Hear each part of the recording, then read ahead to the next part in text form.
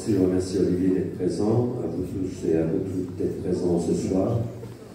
Je tenais à vous remercier pour votre participation à cette soirée de mobilisation contre toutes les formes du racisme dans le 10e.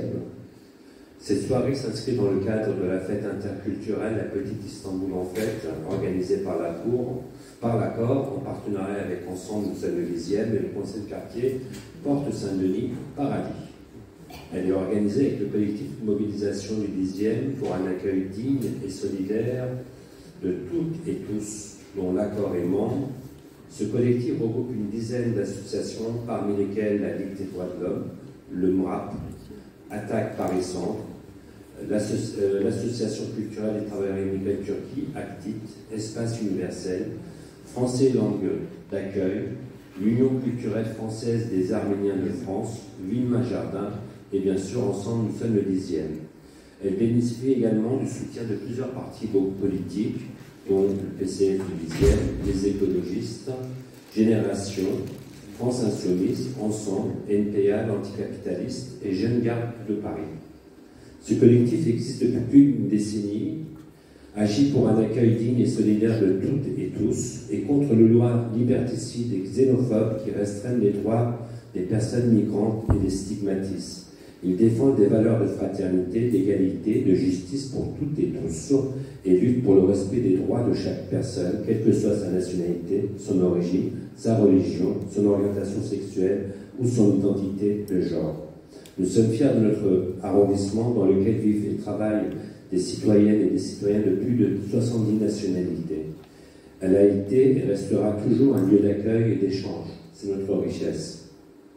Depuis les dernières élections et conscient du danger que représente la montée des idées d'extrême droite, le collectif s'engage à créer des espaces de résistance en allant à la rencontre des citoyennes et citoyens, notamment celles et ceux victimes d'actes racistes ou discriminatoires.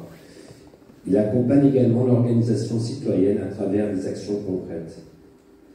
Malheureusement, cette soirée se tient dans un contexte particulièrement douloureux, marqué par l'assassinat islamophobe d'Abou Bakr Cissé, tué parce qu'il était musulman. Avant de commencer la soirée, je vous propose d'observer ensemble une minute de silence en sa mémoire à toutes les victimes de racisme.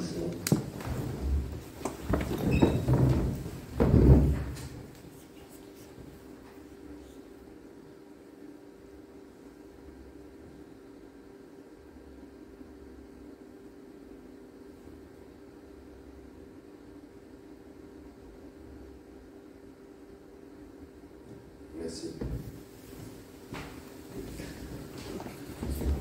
Nous remercions chaleureusement Olivier Estève, professeur des universités de Lille, spécialiste du monde anglophone, de l'ethnicité et de l'immigration, d'avoir accepté notre invitation pour partager avec nous les résultats de cette enquête unique sur la diaspora musulmane française qui a donné lieu à la publication de l'ouvrage « La France tu l'aimes, mais tu la quittes », coécrit avec Julien Talpin et Alice Picard. Enfin, un grand merci à Adnan Kalakoch qui animera la partie musicale de cette soirée. Je vous remercie, je laisse la parole à Olivier et après nous aurons des échanges avec la salle. Merci encore une fois. Merci. Alors, je m'associe bien évidemment donc, à tout ce qui vient d'être dit par Humit. Je remercie Humit, Françoise et puis tout le collectif donc, de m'avoir invité ce soir. Juste une précision par rapport à mon nom. Alors, il y a 10 ans, je ne reprenais jamais personne qui francisait mon nom, et mon nom c'est Esteves en fait, puisque mon père je suis fils d'immigrés portugais, donc en portugais on dit Esteves. Aucun problème avec ça. Alors, alors j'étais assis dans une réunion Zoom interminable toute la journée, donc je vais peut-être me tenir debout, ça va être plus simple, plus vivant sans doute. Alors je vais présenter en fait le bouquin, donc La France tu l'aimes et tu la quittes, que j'ai ici, et qui va sortir en version anglaise, donc France You Love It But Leave It, The Silent Flag French Muslims, aux éditions Quality Press, en fait, qui est en Bretagne, un éditeur un peu comparable à Le Seuil en France. Donc voilà. Alors j'ai ici un exposé de PowerPoint. Alors bon, il est tard, je ne vais pas vous faire un cours magistral, c'est un peu, je pense que personne ici en a envie, mais ça va permettre en fait de placer la focale sur les éléments principaux en fait de notre travail. Donc La France, tu l'aimes et tu la quittes, c'est un ouvrage qui mixe à la fois les méthodes quantitatives et les méthodes qualitatives. Les méthodes quantitatives, puisque on a dans ce bouquin, notamment dans le chapitre 1, donc un questionnaire qui a été répondu par 1070 personnes, qui consiste en 39 plus une question. Et puis après, on a effectivement 139 entretiens biographiques. Je vais me permettre de montrer 3 extraits très courts de ces entretiens avec l'accord des personnes enquêtées, bien évidemment, donc en fin d'intervention. Et donc ces 139 entretiens biographiques permettent, si vous voulez, de préciser un certain nombre d'éléments qui n'apparaissent pas de façon saillante dans le questionnaire quantitatif, hein, qui est donc résumé par voilà, des tableaux et tout dans le chapitre 1 du bouquin. Le bouquin se veut vraiment un livre lisible par le plus grand nombre. Et ça, à la rigueur, dans l'équipe, c'était un peu mon boulot, ça, si vous voulez, de vulgariser un objet complexe, un objet sociologique complexe, en évitant le jargon, ce genre de choses. Voilà. Et puis, c'est un livre qui est vraiment un récit collectif, en fait, de personnes françaises qui, pour l'écrasante majorité d'entre elles, sont nées en France et ont grandi en France, et ont décidé de quitter la France. Principalement, on va le voir dans quelques minutes, pour des raisons liées à des enjeux de discrimination et d'islamophobie. Et donc c'est vraiment un récit collectif dans le sens où quasiment à chaque page du bouquin, effectivement, il y a des extraits d'entretien de personnes qui parlent à la fois de leur vécu en France et puis aussi de leur épanouissement assez réel d'ailleurs, hein, dans des pays parfois limitrophes de la France ou dans des pays qui sont plus lointains comme les États-Unis, le Canada ou alors des pays du Golfe Persique. On peut revenir dans le débat, si vous voulez, sur les raisons très complexes pour lesquelles ces personnes, de fait, s'épanouissent hors de France, pour l'écrasante majorité d'entre elles, et puis plus de 9 sur 10 n'ont pas envie de revenir en France. Donc voilà, si on peut passer à la slide suivante, Moustapha. Je remercie également Moustapha de gérer la logistique.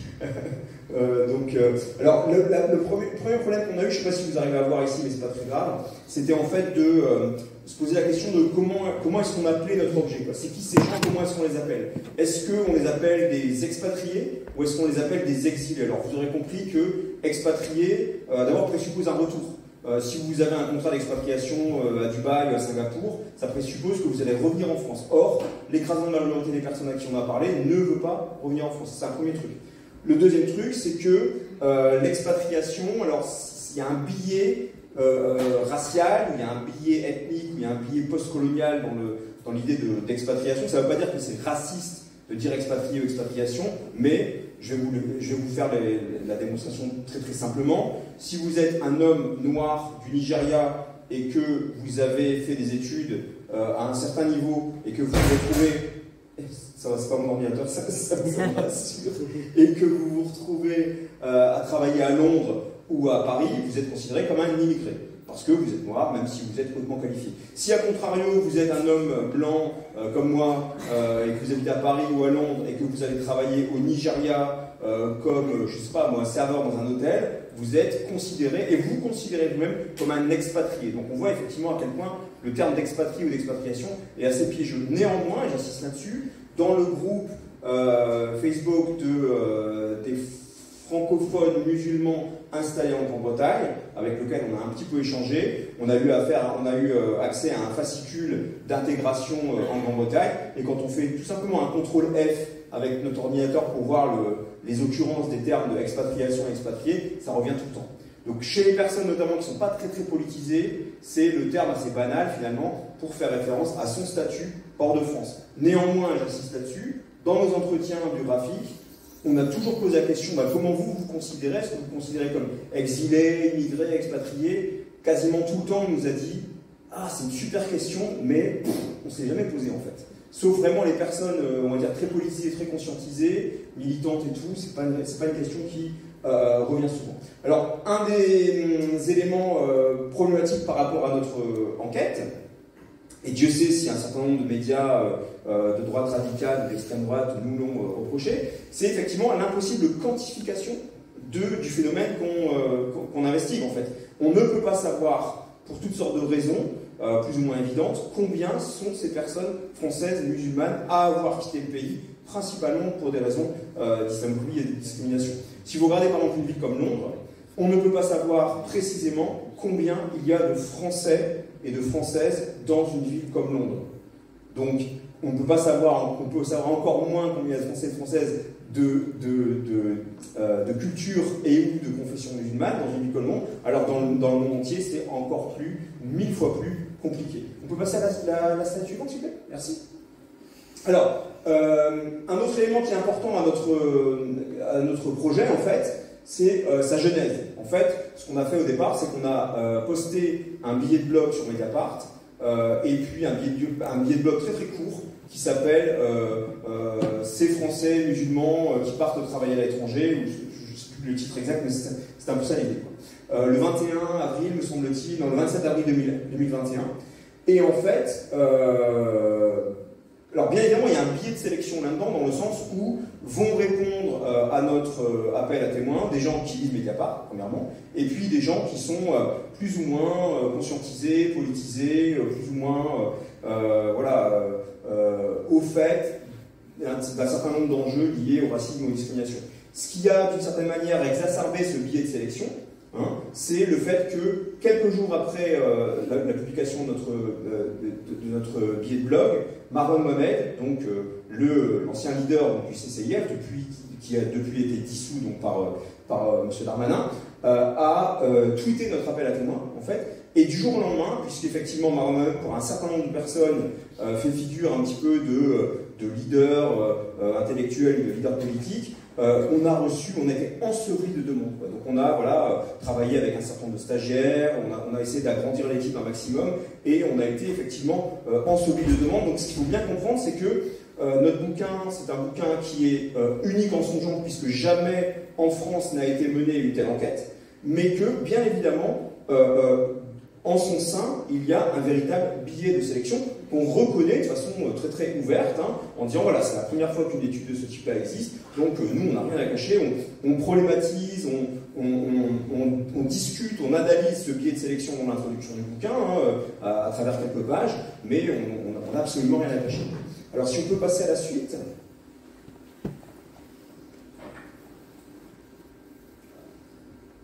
Alors, ici, en fait, bon, je vous la fais très très rapide, on va se passer la focale sur les identités sociodémographiques très très simples des personnes à qui on a parlé, dans le cadre du volet quantitatif. Alors, je n'ai pas parlé, en fait, de l'articulation entre le volet quantitatif et le volet qualitatif, mais je vais vous la faire très très rapide. Donc, on a 38 questions dans le volet quantitatif, et la 39e question, c'est, pour aller plus loin, si vous êtes prêt à nous parler dans le cadre d'un entretien biographique, donnez-nous votre adresse mail, et puis un membre de l'équipe vous recontactera pour programmer un entretien. Donc ça se base sur effectivement les 1070 personnes répondantes. Donc 42% sont des femmes, 58% sont des hommes, ce qui corrobore en fait la tendance générale dans des enquêtes d'opinion. C'est-à-dire que nous, moi j'ai eu très très peur en voyant ces statistiques, je me suis dit, oh là là, si, je sais pas moi, si le Figaro, pour ne pas le citer, ou Le Point s'empare de ces données-là, tout de suite ça va être « Ah, vous voyez, c'est une communauté où il n'y a que les hommes qui parlent », ce genre de choses. En fait, non. Dans quantité d'enquêtes quantitatives, sondage ou autre, c'est la tendance générale. Ce qu'on a bien veillé à faire néanmoins, c'est dans les entretiens biographiques, contrebalancer ce déséquilibre entre les hommes et les femmes, et puis parler à davantage de femmes que d'hommes dans les entretiens. Alors, l'âge moyen de ces personnes, c'est 35 ans, ça veut dire que beaucoup de ces personnes ont déjà intégré le marché du travail avant de quitter la France, avec plus ou moins de bonheur, ou plus ou moins de difficultés, mais on a affaire effectivement à des gens qui, en moyenne, ont 35 ans. Certaines personnes ont 20 ans, certaines personnes ont mon âge, voire plus, donc 50 ans, 52 ans, 54 ans, mais c'est quand même pas la norme. Alors, ce qui est super important, c'est que 54% des répondants sont hautement qualifiés, ont un niveau au moins Bac plus 5, ce qui est largement au-dessus de la moyenne française, et ce qui est considérable par rapport à la composante musulmane de la société française telle qu'elle a été enquêtée par l'enquête TEO. TEO, c'est trajectoire et origine, donc une enquête de l'INED et de l'INSEE. Je vois quelques personnes qui hochent de la tête, donc vous savez de quoi je parle. Mais ce qu'on a bien veillé à faire, c'est que dans notre questionnaire, on a bien veillé à reproduire un certain nombre de questions qui sont posées par Théo pour comparer nos chiffres et ceux de Théo. Pas de façon très très poussée, encore une fois, on a fait un bouquin qui espérons-le, est lisible par tout le monde, hein. Donc on n'a pas plein de graphiques et tout dans le bouquin, mais vraiment l'idée c'était de faire une sorte de portrait robot du français ou de la française musulman ou musulmane qui a quitté le pays et voir comment est-ce que ça correspond ou pas à la composante musulmane de la société française. Selon l'enquête Théo, les Français et Françaises musulmans qui ont bac plus 5, c'est environ 3%. Donc on voit entre 3% et 54%, l'écart il est extraordinaire, quoi. Donc de fait, on a affaire vraiment à une élite, quoi. Okay, et alors leur départ de France s'explique pour toutes sortes de raisons liées à ce que la sociologie appellerait voilà, le capital social, le capital culturel, le capital économique aussi, hein, la possibilité de quitter le pays, le budget qui permet de pouvoir quitter le pays sereinement. Et un autre élément qui est important, c'est qu'effectivement, 96% des personnes à qui on a parlé sont de nationalité française. 100% des personnes à qui on a parlé en entretien. Okay, si on peut passer à la suite. Alors, je vais pas vous asséner toutes ces données là, mais simplement, on a affaire quand même à un échantillon de personnes pour qui la religion est importante et pour qui l'identification à la religion ou la pratique de la religion est importante également. Ce n'est pas le cas de tout le monde, mais l'identité religieuse de ces personnes, elle est quand même assez fondamentale. Okay, alors, si on peut passer à la suivante. Alors, où ces personnes se trouvent-elles? Sans entrer dans les détails, dans le quantitatif, dans le volet quantitatif, on voit qu'il y a beaucoup de personnes qui sont dans les Émirats Arabes Unis, en particulier à Dubaï, hein, également au Royaume-Uni et puis au Canada. Et dans les entretiens, on a eu plus de mal à parler à des gens qui habitent à Dubaï, en fait. Clairement, on a beaucoup de gens qui habitent soit au Canada, soit au Royaume-Uni. Alors, pour les personnes qui connaissent un peu Montréal, je vous ai mis là cette fresque de Leonard Cohen qui est assez superbe près du musée des Beaux-Arts à Montréal. Alors juste un élément peut-être qui peut sembler un peu anecdotique mais qui n'est pas anecdotique pour le coup.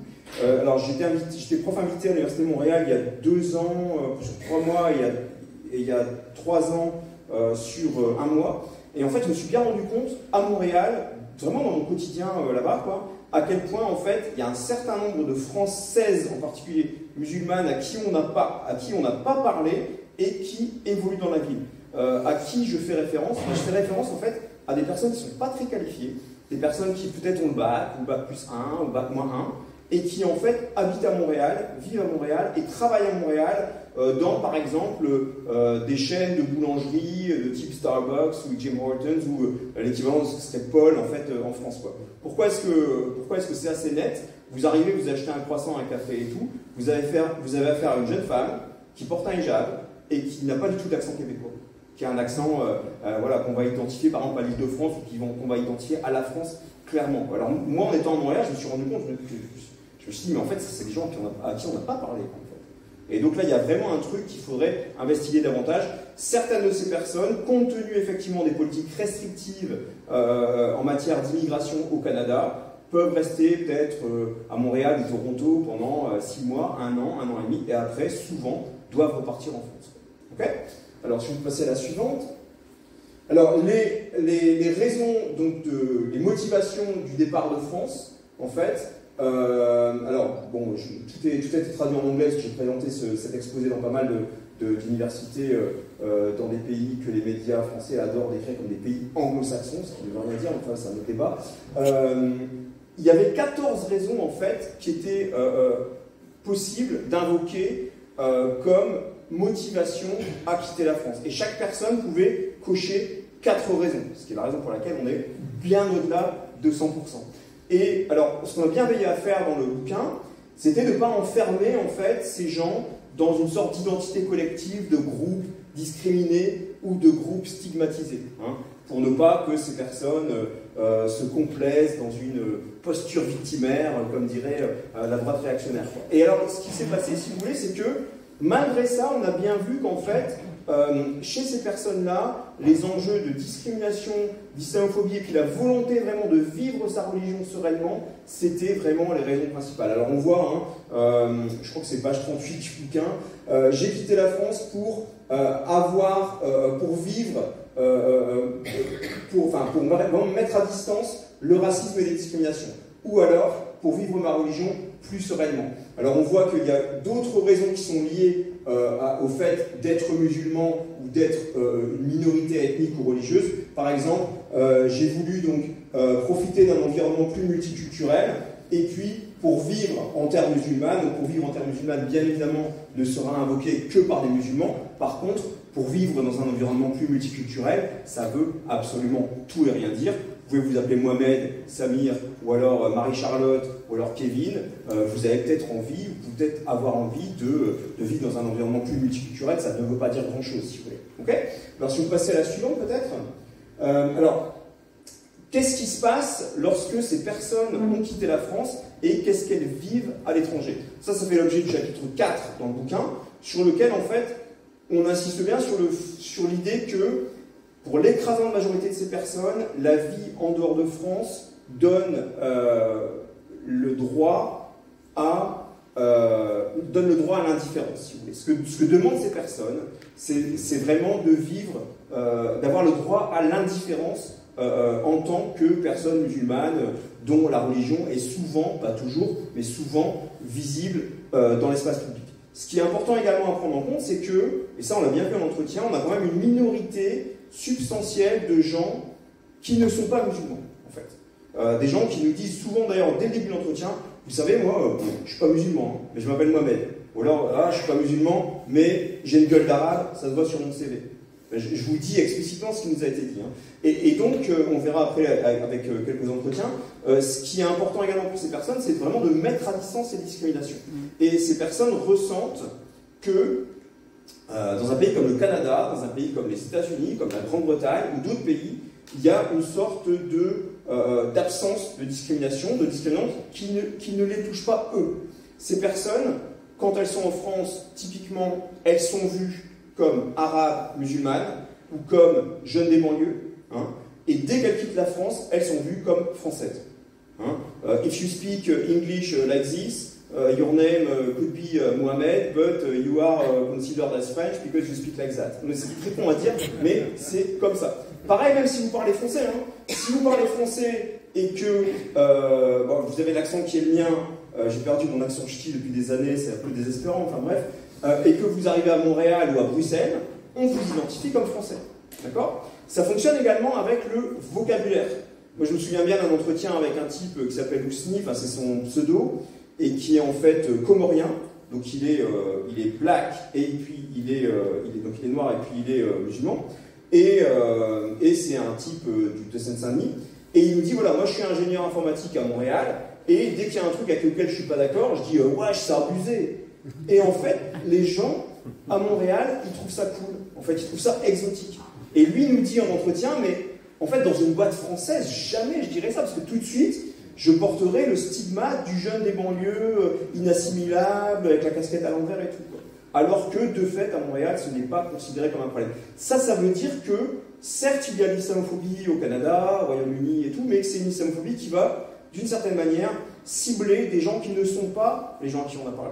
Moi, je connais très bien la Grande-Bretagne, sur laquelle je travaille depuis des années, et en fait, les musulmans, entre guillemets, dysfonctionnels ou problématiques ou déviants qui sont stigmatisés par un certain nombre de médias en Grande-Bretagne, ce ne sont pas les personnes à qui on a parlé.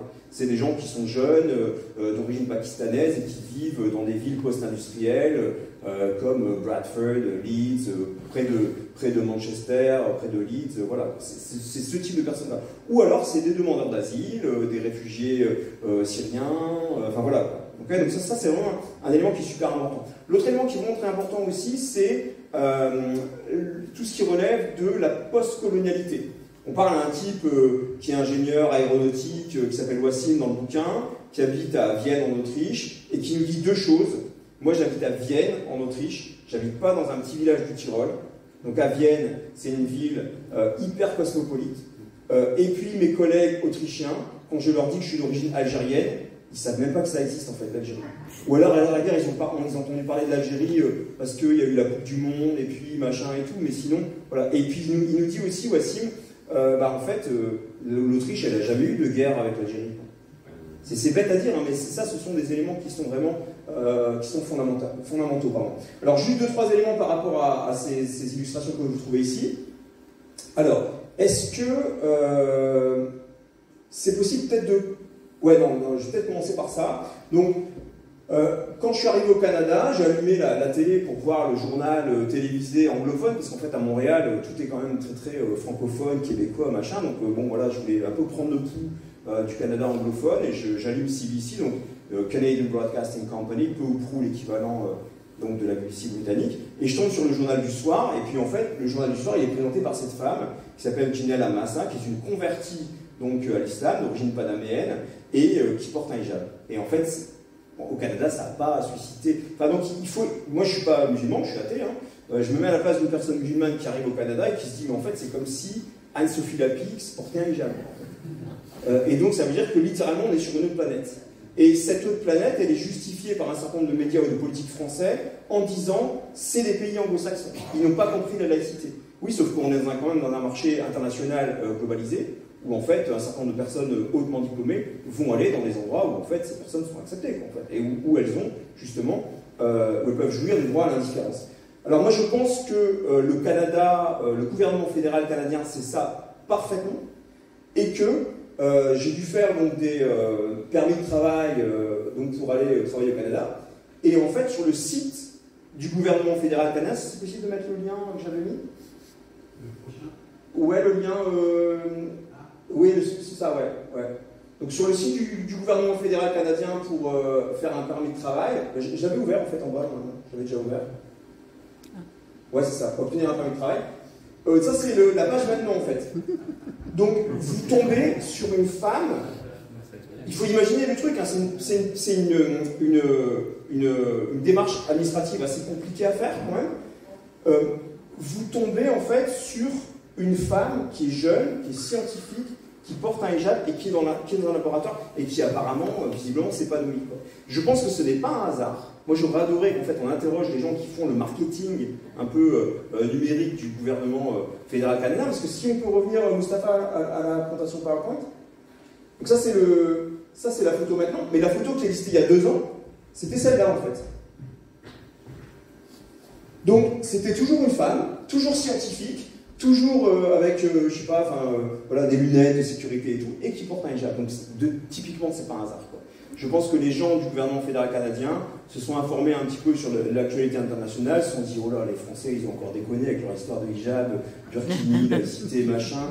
On va essayer de recruter des gens qui sont hautement qualifiés, dont les études ont été financées par les contribuables français qui incluent bien évidemment Marine Le Pen, Éric Zemmour et tout, et qui après vont servir une économie qui en fait n'est pas l'économie française. Et là pour le coup c'est un élément qui est central au bouquin et qui revient à travers les entretiens où les gens nous disent bah en fait c'est un immense gâchis parce que l'université française, aussi critiquable soit-elle, permet quand même d'obtenir des cursus à haut niveau, quasiment gratuites, hein, contrairement effectivement à l'université britannique ou états-unienne. L'université canadienne c'est un peu différent, mais voilà, donc ça c'est un élément qui est absolument central.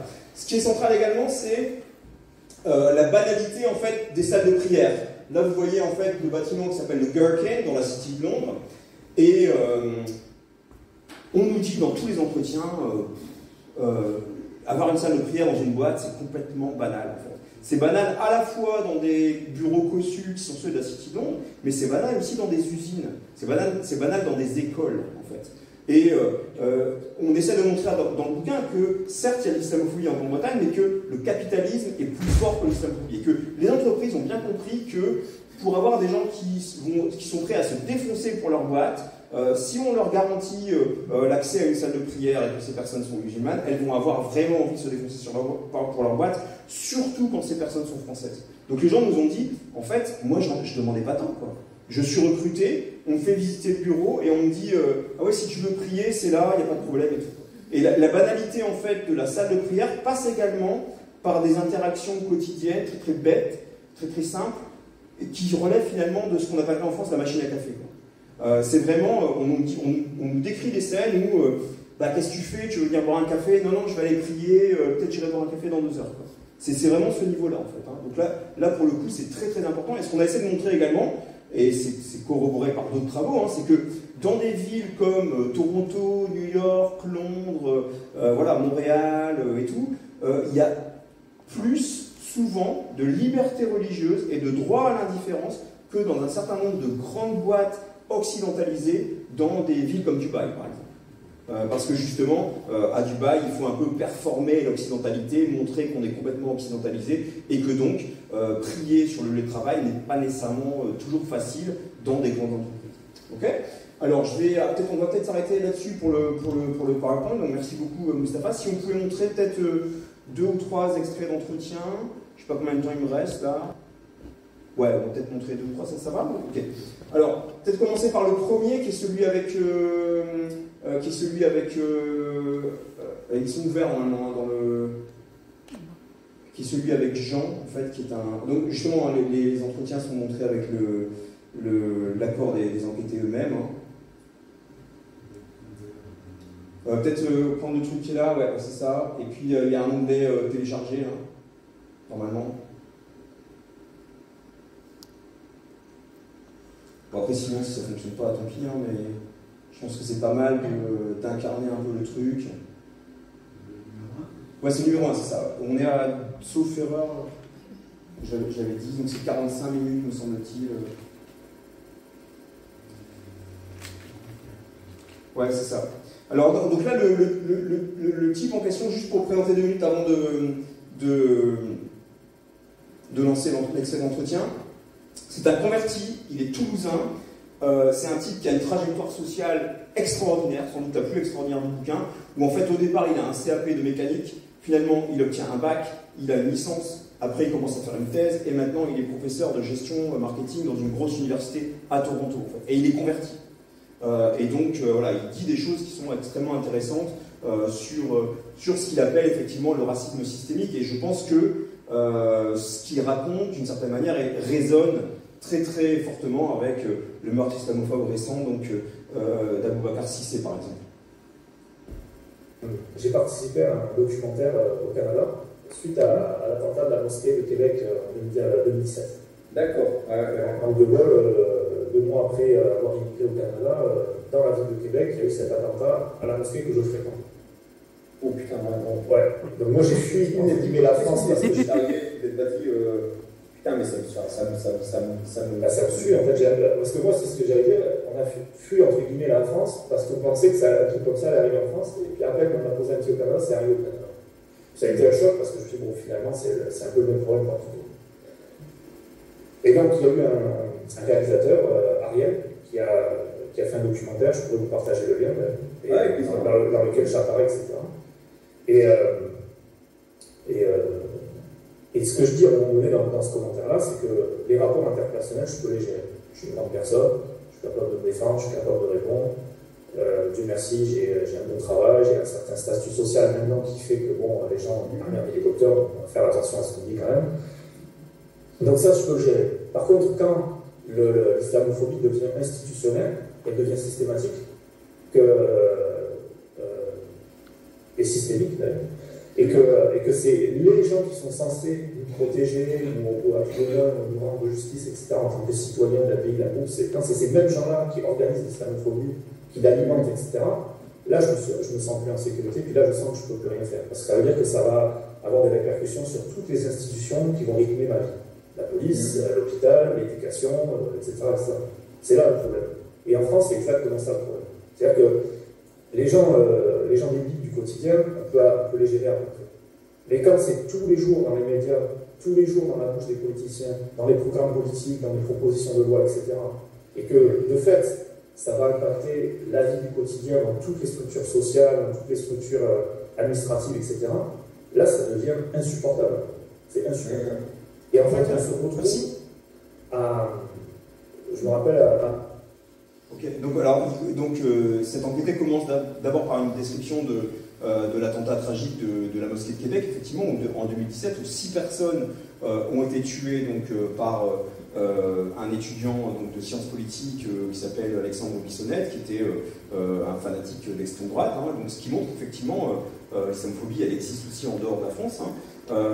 Néanmoins, il insiste bien là-dessus, le fait est qu'au Canada, Justin Trudeau et beaucoup d'autres ont tout de suite utilisé l'islamophobie, ont tout de suite mis en place un certain nombre de politiques veillant activement en fait à combattre ce type de racisme-là, avec néanmoins quand même une différence entre le Québec et le reste du Canada. Hein.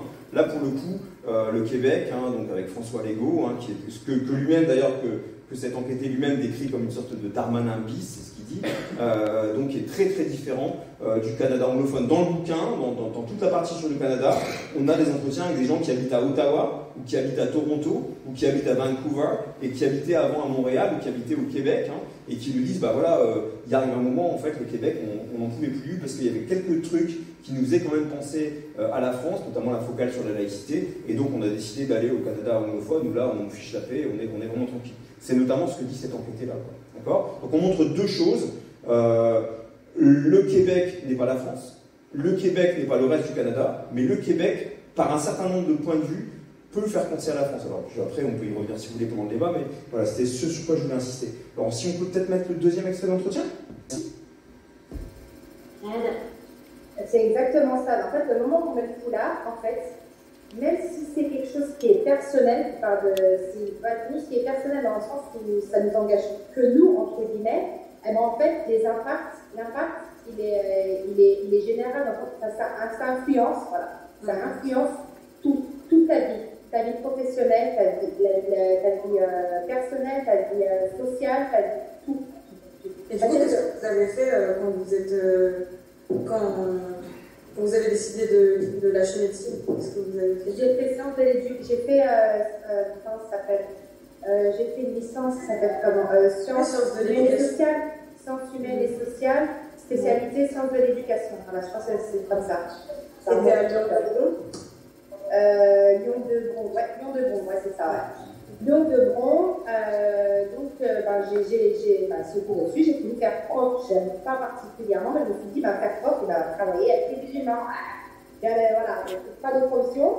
En fait, voilà, on est très réduit dans le choix, en fait. C'est ça, on est très réduit dans le choix, pas parce qu'on veut, pas parce qu'on est obligé, parce que c'est comme ça. C'est triste, hein, c'est vraiment triste, parce que la France, le gouvernement se plaint, oui, il y a trop de chômage, on se plaint, les Arabes, les musulmans, les femmes voilées, les trucs qui sont RSA, ils grattent l'État, ils prennent les allocs. Ouais, mais peut-être que ces gens-là, ils veulent travailler, mais ils ne peuvent pas travailler parce que vous ne nous laissez pas travailler, en fait. Si seulement ils nous entendaient, on veut travailler, on veut, mais on ne veut pas mettre une croix sur ce qu'on est. C'est comme une femme qui est tatouée, elle est tatouée de haut en bas.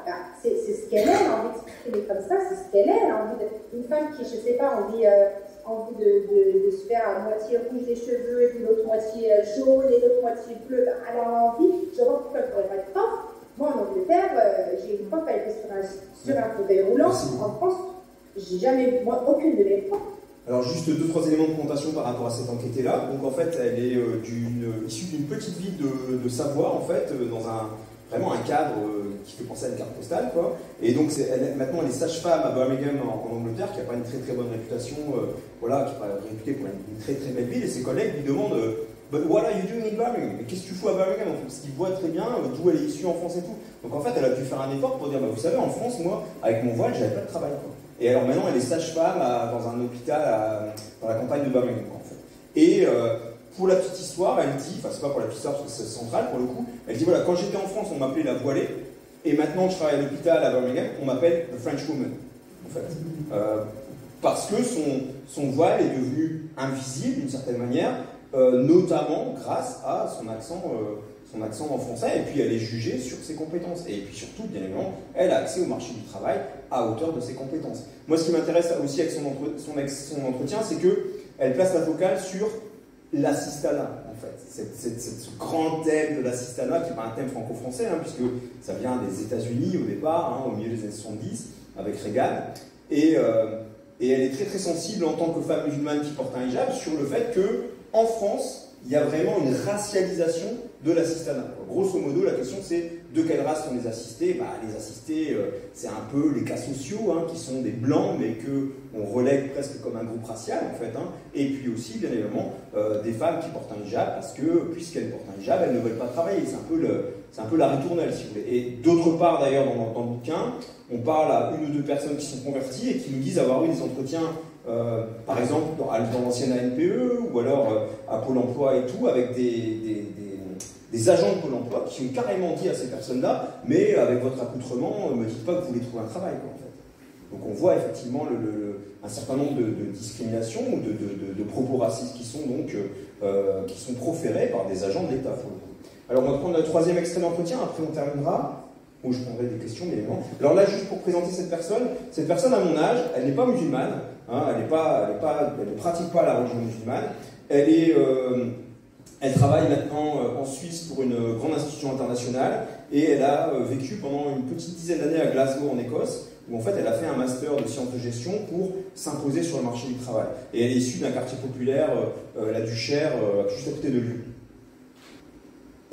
De Lyon, on a clairement proposé, dès le début de mon cursus universitaire, on m'a dit, bah voilà, à la clé, tu pourras, dans 2-3 ans, partir une année en tant qu'élève Erasmus, bénéficier de bourses régionales, bourses européennes, bourses nationales. Donc moi, j'ai vu l'opportunité, je me dis, ah bah ouais, je saute sur l'occasion. Dans un contexte où 95-96, bah, il y a la crise économique en France, on voit le chômage frapper de plein fouet les jeunes, et surtout, moi j'ai grandi dans une banlieue, la banlieue de la Duchère, de la Sauvegarde, qui est quand même une banlieue assez pauvre. Hein. Je suis l'aînée d'une grande fratrie, 9 enfants, mes parents n'ont pas été à l'école, illettrés. Ma mère était mère au foyer, mon père ouvrier manutentionnaire. Et nous, on a surinvesti l'école, on a tout misé sur l'école pendant des années. Et quand arrivent les années 90 et qu'on voit le peu de nombre des personnes qui arrivent à sortir la tête de l'eau et qui arrivent à décrocher des diplômes, des bacs plus 4, bacs plus 5, se retrouver au chômage pendant un an et demi, 2 ans, je me souviens que les pères de famille ils tournaient en rond au bout du bâtiment, ça allait rester marqué. Ils n'étaient pas très au fait de ce qu'on étudiait, de ce qu'on faisait, mais pour eux, ils sont à l'école, ils ont eu le bac, ils sont à l'université. Il y aura un retour sur investissement. Ils n'avaient aucun doute là-dessus. Sauf qu'un beau jour, on a vu, je me souviens d'une voisine qui était brillantissime, qui avait un bac plus 4, bac plus 5, et qui s'est retrouvée, je crois, 1 an ou 2 ans au chômage, et qui ensuite a obtenu un poste, mais bien en deçà de ses qualifications. Et ça a amené beaucoup de pères de famille qui se réunissaient comme ça de façon informelle dans la rue en disant mais qu'est-ce qui se passe là? Et on n'est même pas au tout début des affaires du voile. On peut arrêter là, je pense que c'est. Merci beaucoup, mais ça ne peut pas la peine de reprendre le deuxième extrait, je pense qu'on n'aura pas le temps. Juste 2-3 éléments par rapport à cette personne-là. Effectivement, elle raconte bien comment elle a bien veillé en fait à quitter la France pour booster considérablement son CV en fait. Et puis, c'est beaucoup mieux comme ça, ça me fait bizarre devant ma tête. Enfin bref, j'ai pas de problème d'égo, je vous assure.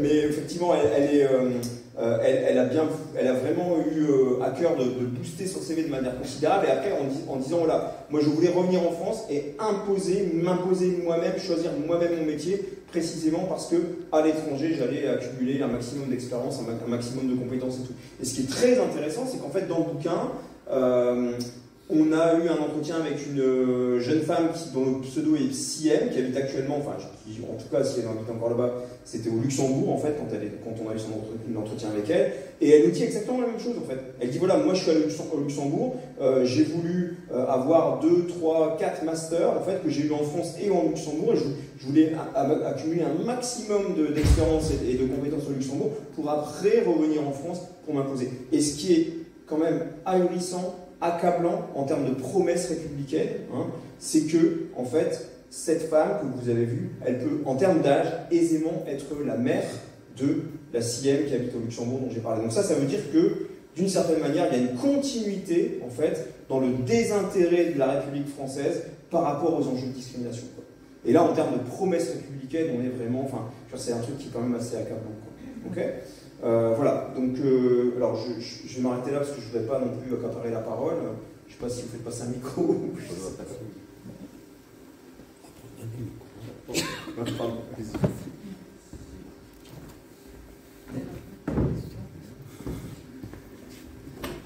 Bonjour, je suis Sylvain Réfaux, je suis conseiller de Paris, écologiste du 10e arrondissement. Je voulais déjà remercier l'Accord et les personnes qui ont organisé cette soirée parce que je crois que c'est vraiment important qu'on puisse avoir des discussions sur ce thème-là. C'est vraiment important Merci pour les témoignages et pour le travail autour de ce livre. Moi, ce que je retiens, c'est que l'élite française, musulmane ou d'origine musulmane, quitte la France. Et en tout cas, est tenté de le faire, et que c'est finalement ceux qui ont le capital social et culturel, qui ont cette capacité-là. Je crois que c'est quand même assez révélateur et inquiétant presque. On voit les questions autour du voile, le fait que finalement c'est le corps des femmes qui devient un emblème de ces discriminations autour de cette logique de séparatisme supposé. On a un discours, je trouve que c'est vraiment important que cette soirée ait lieu parce que j'ai l'impression que le discours devient de moins en moins audible. On avait signé ensemble en 2019 une tribune qui parlait déjà d'islamophobie et c'était un gros mot. Et on a l'impression que c'est encore un gros mot alors qu'on a des attentats islamophobes qui se déroulent en France maintenant. Je crois qu'il faut affirmer qu'on doit lutter contre l'islamophobie tous ensemble et donc de continuer à faire des soirées comme celle-ci et donc de traduire la présentation en français. Je crois aussi, quand je dis le discours est audible, c'est du coup la question que je voulais poser, c'est est-ce que ce discours est audible et comment est-ce qu'on peut faire pour travailler sur ce sujet-là et faire en sorte qu'on arrive à faire bouger la société, même si on voit qu'on est quand même bien encalé aujourd'hui. Ok, merci beaucoup. Vous m'entendez ou je prends la question. Il y a deuxième là. Ah, il y a deuxième. Ouais, pardon, excusez-moi. Oups.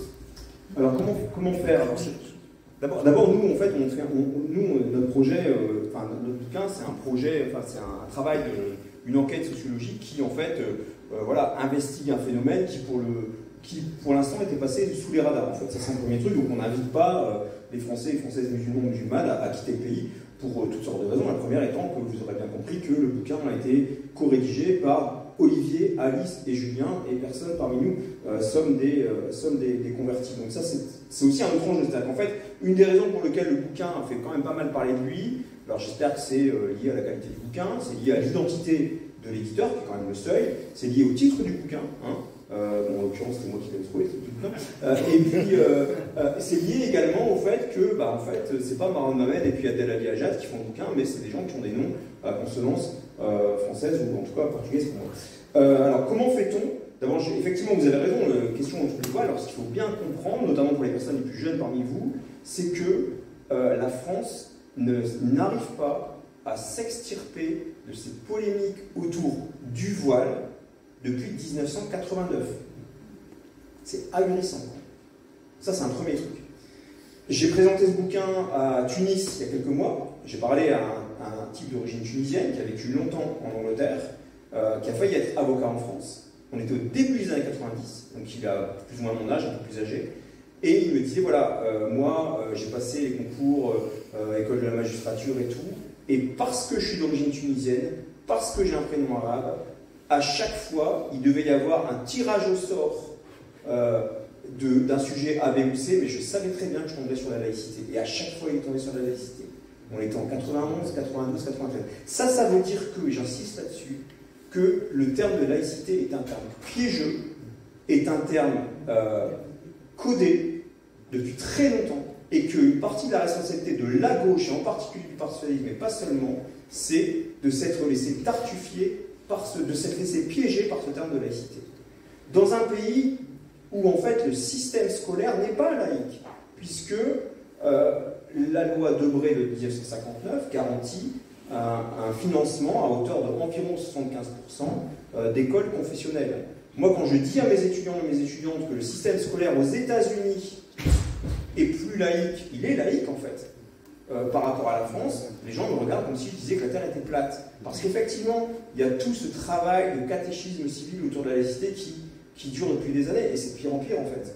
Et les élites macroniennes, Emmanuel Macron, mais même Gérald Darmanin, vous regardez le CV de Gérald Darmanin, où il est allé à l'école, quel lycée où il est allé et tout, c'est pas des lycées laïques en fait. Enfin, je veux dire, voilà, c'est des lycées ou des collèges privés, sous contrat, dont l'existence et dont le financement par les contribuables français et françaises est garanti par la loi Debré. Donc, je veux dire, quand on parle de laïcité en termes de politique publique, 9 fois sur 10, on parle d'éducation, en fait. Donc là, il y a un vrai truc. Enfin, il faudrait que des leaders politiques de premier plan disent il faut arrêter avec les frais avec la laïcité, quoi. Et moi, je pense que Stéphanie Hélène-Fouché, qui est une grande juriste spécialiste de la laïcité, dit qu'il faut systématiquement déconnecter la question de la laïcité d'une sorte d'identité nationale française, quoi, en fait. Et en fait, depuis 89, c'est la seule période dans l'histoire de France où, en fait, on parle pendant aussi longtemps de laïcité. On n'en parlait pas avant. Pas pendant aussi longtemps. Et le fait est que cette laïcité, elle est directement liée à l'islam. Donc là, il y a un vrai truc, et bon, voilà, il y a vraiment un vrai truc à investiguer. Alors, sur le terme d'islamophobie, j'enverrai peut-être à Unit ou d'autres personnes ici. Normalement, je dois avoir un article sur, effectivement, cette question d'islamophobie dans la revue AOC, qui est plutôt bien faite, je pense, cette semaine. Donc, c'est un article à accès restreint, donc je l'enverrai volontiers en PDF si vous voulez. Ça donne un certain nombre de clés. Moi, je pense qu'une des raisons pour lesquelles cette thématique de l'islamophobie ne s'est pas imposée en France, c'est qu'il y a le régime de Vichy, et que le régime de Vichy et ce passé qui ne passe pas, à partir de 1945, va rendre la thématique de l'antisémitisme comme presque l'horizon indépassable en fait, de la lutte contre le racisme, quoi. Et donc ça c'est un premier truc, c'est un truc qui est vraiment central me semble-t-il. En Grande-Bretagne il n'y a pas ça, parce qu'en Grande-Bretagne, voilà, la Grande-Bretagne n'a pas été occupée par les nazis, il n'y a pas eu de collaboration au niveau gouvernemental, et donc à partir du milieu des années 60, quand on commence à parler de questions de discrimination, de racisme et tout, ben, en fait on regarde les conditions de vie pragmatiques des immigrés post-coloniaux, quoi, des Caribéens, des Pakistanais, des Indiens. Alors, au même moment en France, en fait, la question ne se pose pas, où dès qu'on parle effectivement de racisme, on parle presque systématiquement d'antisémitisme. C'est pas faire de la concurrence victimaire que de dire ça, mais c'est de placer la focale sur des questions presque simplement démographiques. Le groupe musulman perçu comme musulman en France est démographiquement 10 fois plus important que le groupe juif ou perçu comme juif en France, quoi. Donc voilà. Alors juste un truc, alors on dit souvent que quand Frantz Fanon, intellectuel martiniquais, tiers-mondiste, antiraciste et tout, était élève dans un lycée de Fort-de-France, son prof d'histoire lui disait tout le temps, souvent, quand on parle des juifs, écoutez bien, parce qu'en fait on parle de vous, on parle aussi des noirs, quoi. Donc je veux dire, il faut bien comprendre qu'il n'y a pas de concurrence victimaire, il y a une sorte d'imbrication très complexe en fait entre différents types de racisme, quoi. Si je fais des réponses beaucoup trop longues, vous n'hésitez pas à me le faire savoir. Je passe d'abord la salle, Oui, je reviens.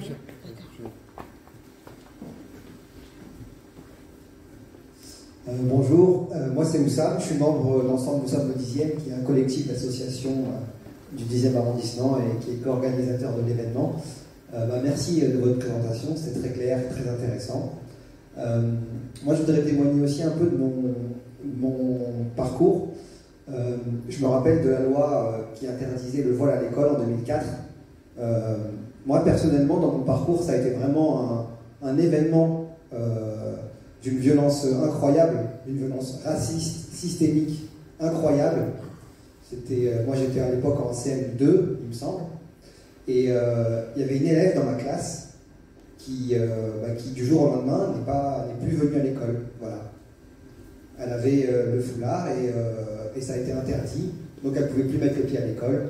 Et voilà, Julia, elle est restée chez elle pour le reste de l'année scolaire, quoi. Elle n'a pas fait le collège. Voilà.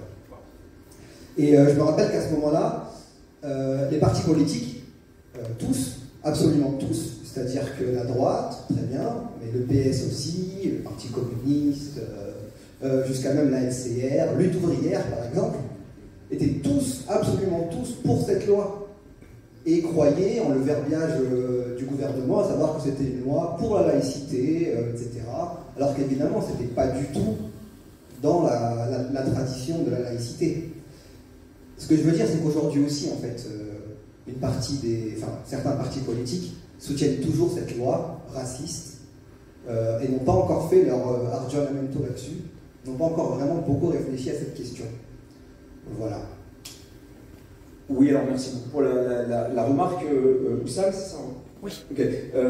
Alors, effectivement, donc dans le bouquin, cette loi donc, de 2004, alors mon positionnement par rapport à la loi il est complètement analogue au vôtre, c'est aussi une limite de partage des eaux. En fait, selon l'âge des personnes, ces personnes vont invoquer cette loi comme étant effectivement des fois la goutte d'eau qui a fait déborder le vase, ou le moment où en fait on a pris conscience que effectivement il y avait un vrai problème en France. Là où vous avez complètement raison aussi, c'est que on sait maintenant, notamment grâce aux travaux d'un collègue comme Pierre Thévagnan, que en fait au départ ce sont des profs avec un positionnement très laïcard, dont un certain nombre d'ailleurs étaient de gauche radicale, étaient de sympathisants ou membres de lutte ouvrière ou de la LCR, qui ont un peu fait monter la mayonnaise autour de cette loi, notamment avec les sœurs Lévy. Alors c'est un hasard, mais en fait il se trouve que dans le bouquin on interroge une des deux sœurs Lévy, cette jeune musulmane qui est passée à l'émission de Thierry Ardisson et qui ne comprenait rien en fait, parce qu'elle ne savait pas que Thierry Ardisson, l'émission du samedi soir, c'était regardé par des millions de gens et tout,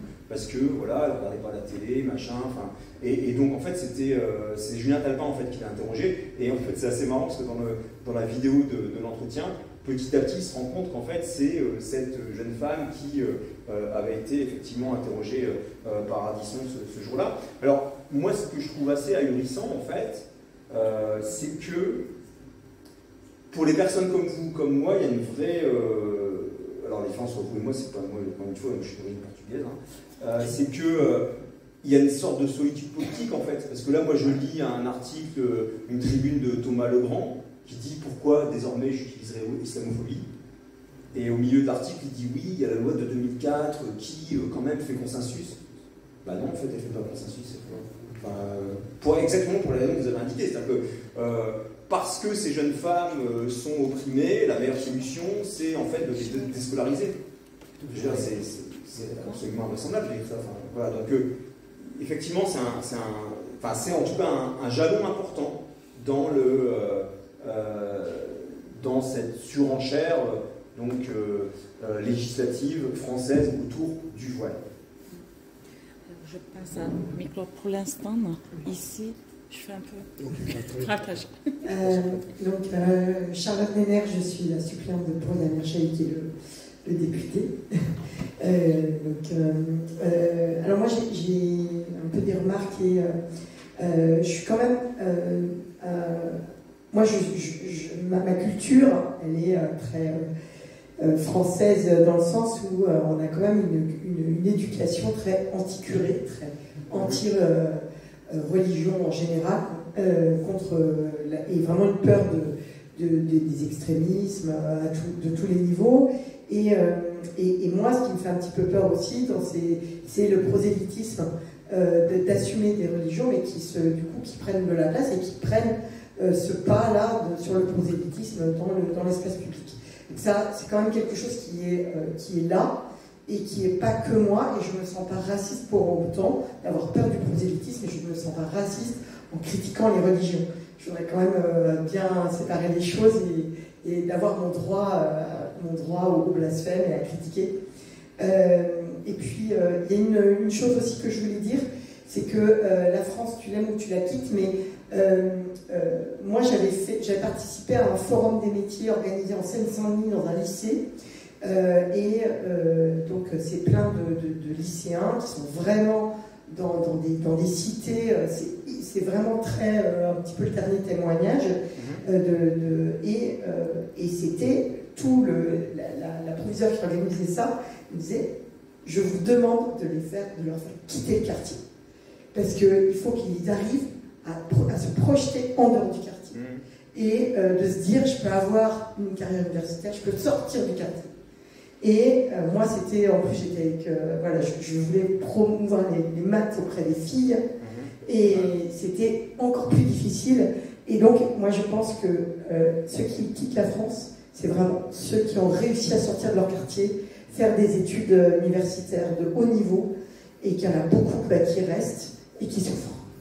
Et en fait, c'est quand même, j'ai l'impression que ça reste quand même une infime partie de ceux qui sont victimes de discrimination, qui peuvent se permettre de quitter la France, parce qu'en fait, ils ont pu aussi quitter leur quartier.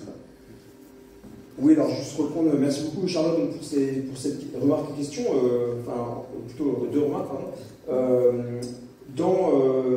Dans le cadre du bouquin, en fait, j'ai interrogé des personnes qui sont investies très activement, notamment à Tourcoing et à Roubaix, en fait, dans des associations de quartier qui justement promeuvent des mobilités internationales. Le problème, c'est que les personnes qui on a parlé quittent la France pour des raisons qui ne sont pas uniquement liées, en fait, à voilà, des enjeux professionnels. En fait.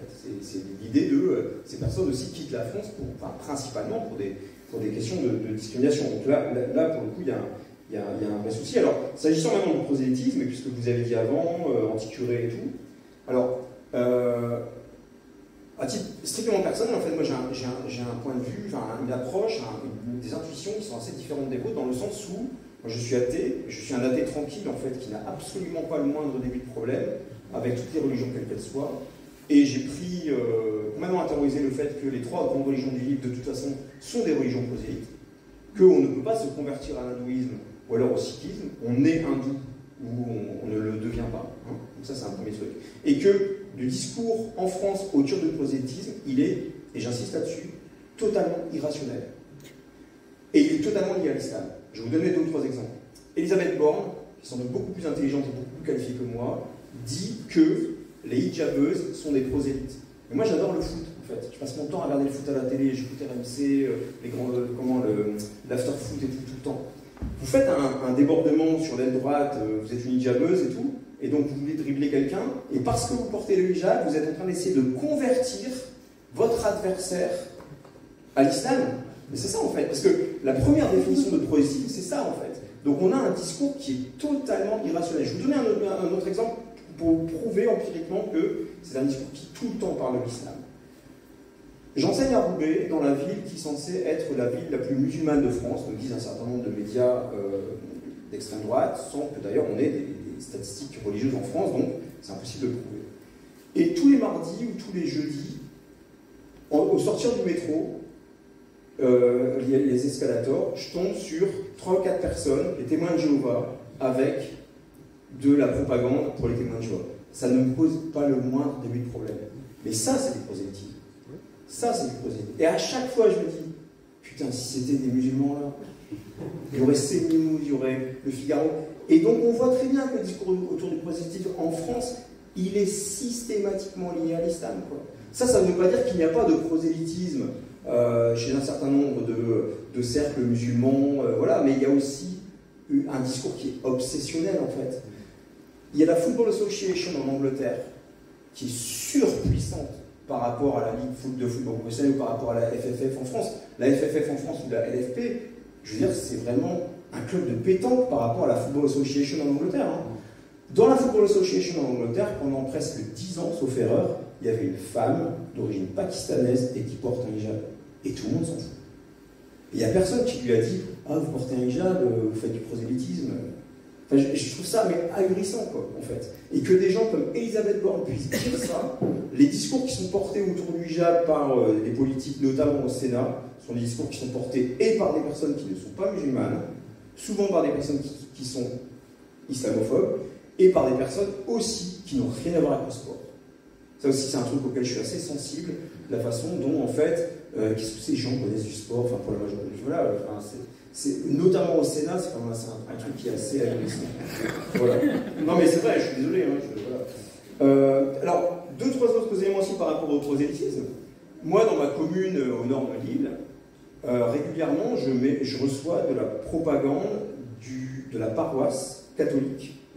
Et à plusieurs reprises, ça m'est arrivé de les contacter en leur disant « Moi, je suis athée, je ne vais pas mettre des papiers dans votre boîte aux lettres pour vous convaincre de l'inexistence de Dieu, pour vous dire que, bah oui, effectivement, l'Église catholique, en tant qu'institution, a un problème systémique avec la pédocriminalité, quoi. » Et je continue à recevoir des papiers, en fait. Alors, est-ce que c'est du prosélytisme ou pas? Je ne sais pas. C'est aussi une manière de parler à des convertis au catholicisme, et donc de renforcer ou de consolider la foi catholique au sein d'une institution qui est critiquée, en fait. Mais personne pose la question publique de « Ah, c'est du prosélytisme, c'est scandaleux, quoi. » Donc là, pour le coup, voilà, moi j'ai ce point de vue-là. J'ai vraiment... voilà. Mais bon, je pourrais dire ça à certaines personnes qui brillent par leur absence ce soir. Allez-y, il y a 2 autres personnes. Très bien, ok, merci. Ulf Clerval, élu et écologiste du 10e arrondissement aussi, et considérant un arrondissement. Je voulais vous poser la question, où est-ce qu'on va chercher les modèles politiques et sociaux un petit peu dont sont inspirés pour changer les choses en France, en fait, un petit peu. Parce que, voilà, j'ai noté que dans votre enquête, elle est construite surtout dans la diaspora qui évolue dans des autres aires francophones et anglophones au monde. Mais on a quand même un autre pays. Moi, dans le civil, je suis enseignant d'allemand et donc je suis à la fois censé défendre les valeurs de la République et la laïcité d'un côté, mais aussi d'expliquer comment fonctionne la société allemande aux élèves français. Et en fait, les phénomènes qu'on note ici, de l'islamophobie, et notamment par rapport à l'hijab, etc., ça n'existe presque pas en Allemagne, en fait. On n'a pas du tout le même problème de l'existence sur le lieu de travail, dans l'école et sur la place publique en général. Bon, et je ne parle pas des petits bleds dans la mer profonde, à côté de la frontière avec la Pologne, etc., où tout le monde vote AfD. Mais dans les grandes villes, en fait, c'est toujours dans cette blague, disons que la deuxième ville de la Turquie, c'est Berlin, quoi. Et donc, du coup, c'est peut-être gonflé de proposer que la France prendra des leçons en politique de l'Allemagne, mais je pense que quand même, là, il y a quand même l'école en Allemagne est beaucoup plus laïque que celle en France, en réalité. Ils n'ont même pas le terme pour désigner un tel phénomène, quoi. Donc la gestion de la différence religieuse et autres, ethnique, raciale, etc., en Allemagne, et pour des raisons historiques, beaucoup plus explicitement élaborées politiquement qu'elle est en France, en fait. Donc pourquoi regarder, on devrait regarder un petit peu dans nos partenaires européens à ce sujet aussi, et pas forcément au-delà de l'Atlantique et au Royaume-Uni, quoi. Parce que là, la construction est quand même aussi assez différente en ce sens-là. Merci. Ouais, alors merci beaucoup pour toutes ces remarques. Alors d'abord, vous avez utilisé le terme de diaspora. En fait, effectivement, c'est un terme qu'on utilise assez souvent. Dans le titre du bouquin, on utilise. Les enquêtés eux-mêmes sont assez rare que ces personnes utilisent le terme de diaspora. Alors moi, il y a un terme qui est piégeux et contre lequel je suis vraiment en guerre, qui est le terme de anglo-saxon, de pays anglo-saxon. Pays anglo-saxon, souvent, fait référence beaucoup plus à la France que les pays dont on parle. Bon, alors après, il y a toutes sortes de raisons pour lesquelles le terme de pays anglo-saxon n'a pas de sens, mais pour un certain nombre de politiques et de médias, et même des médias ou des journalistes qui sont à gauche. J'ai parlé de Thomas Legrand. Thomas Legrand est un très bon exemple. Moi, chaque fois que j'entends Thomas Legrand, France Inter, ou je lis dans l'IB, c'est pays anglo-saxon, pays anglo-saxon, pays anglo-saxon.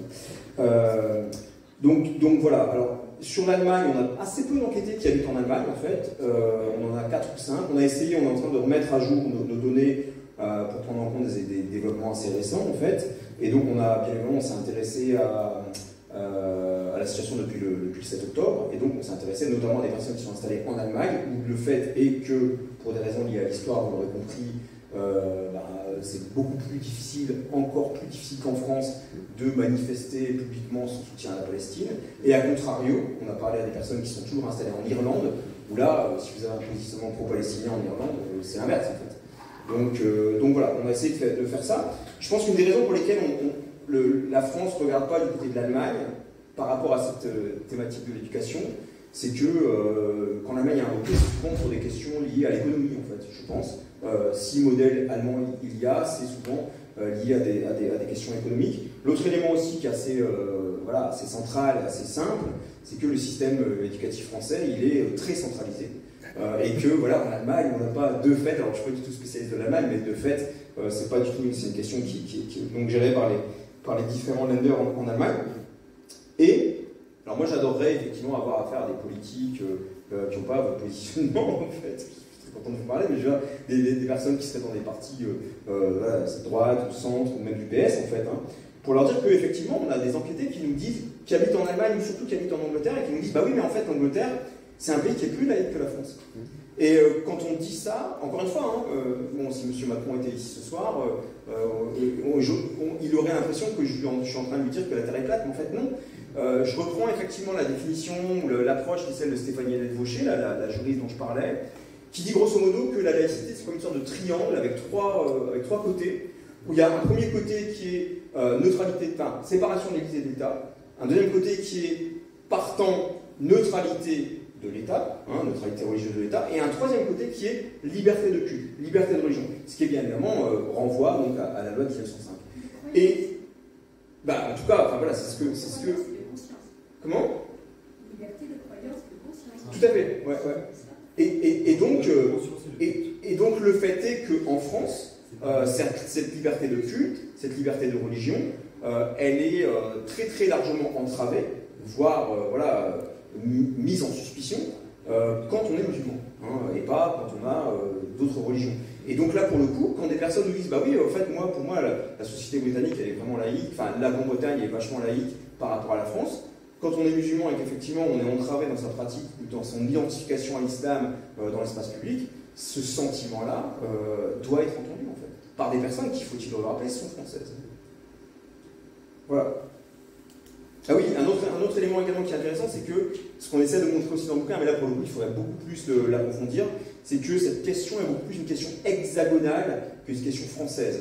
On a un entretien notamment avec une personne qui habite à La Réunion et qui nous dit, bah voilà, moi je suis pas très très musulmane, je fais le ramadan mais je porte pas de voile, je travaille dans un hôpital, machin, je pratique pas vraiment la religion de façon très très forte, on va dire, je parle très simplement ici, mais à La Réunion, l'église est au centre du village et la mosquée est au centre du village et on est en France en fait. Donc voilà, ça c'est un autre élément qui me semble-t-il mériterait d'être investigué davantage. Pardon, monsieur. Bonsoir, Cyril, je suis membre de la LDH. J'ai deux questions. Je voudrais d'abord revenir sur la loi de 2004 qui a conduit un certain nombre de familles à devoir quitter l'école publique. Et des communautés qui sont investies pour essayer de constituer un réseau d'écoles privées musulmanes, avec l'école Averroès, et 14 enquêtes, le ministère qui fait appel de la décision du tribunal de Lille. On voit bien qu'il n'y a pas d'espace pour ça. Quelle est la solution pour ces familles religieuses pour éduquer leurs enfants sans les enfermer à la maison, ce qui est également énormément contrôlé. Et puis j'ai une deuxième question par rapport au titre. La France, tu l'aimes et tu la quittes. Quel est l'attachement de ces familles? Est-ce que si la France arrêtait ses bêtises et sa phobie du voile, est-ce qu'elle reviendrait ou est-ce que ce sont des enfants perdus de la République? Merci. Alors je vais répondre merci beaucoup pour les deux questions. Si j'ai peut-être commencer par la deuxième question, alors merci beaucoup de la poser parce que je n'ai pas eu l'occasion moi de faire référence à ça pendant la présentation. En fait, l'écrasante majorité des personnes à qui on a parlé sont très attachées à la France, mais effectivement l'ont quitté. Pourquoi? Parce que ces personnes sont nées en France, ont des repères culturels, des souvenirs de socialisation, des souvenirs d'avoir grandi à l'école, des souvenirs d'avoir regardé telle ou telle émission, d'avoir écouté tel ou tel chanteur ou chanteuse, voilà.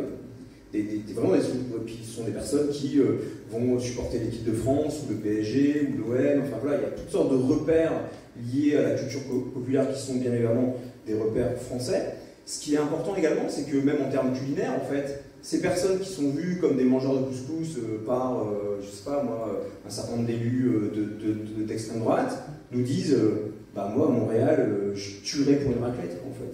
Ou à Dubaï, trouver du comté, c'est super compliqué, en plus ça coûte beaucoup trop cher, quoi. Donc en fait, leurs repères vraiment culturels, leurs pratiques culturelles sont des pratiques françaises, quoi, en fait. Hein.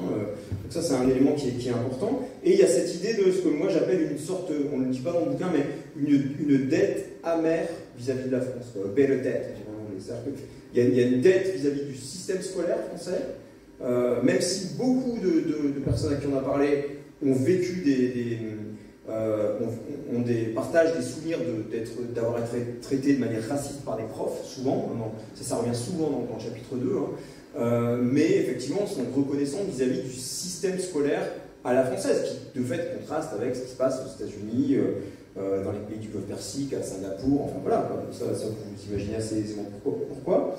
Et donc une sorte d'amertume, puisque ces personnes, la France ne leur a pas fait la place que ces personnes-là estimaient avoir compte tenu de leur CV. Alors sur l'école Averroès, sur ce que vous dites sur les écoles privées sous contrat musulmanes, effectivement, Averroès c'est un cas d'école, excusez-moi du jeu de mots foireux, mais je pense que s'il y a une solution, cette solution s'appelle Betaram en fait.